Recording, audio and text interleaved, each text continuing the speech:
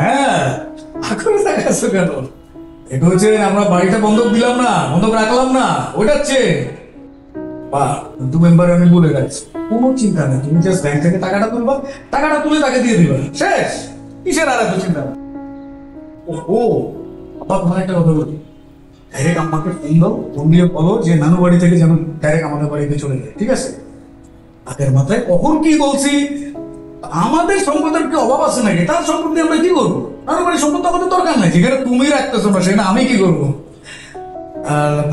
আর একটা কথা বলি, সেটা হচ্ছে যে আমার তো ইচ্ছেই ছিল এই বাড়িটা ছুটানো, দরকার কি, আমার আব্বা আম্মা সারা জীবন আমার কাছে থাকবে, এই যে আমি নতুন ফ্ল্যাট নিচ্ছি ওখানে থাকবে, আনন্দ ফুর্তি করবে, সারাটা জীবন এইভাবে আমরা কাটাবো।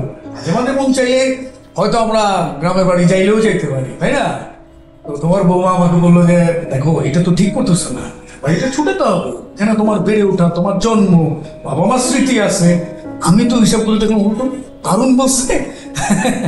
তখন এটা করলাম আর কি, ঠিক আছে?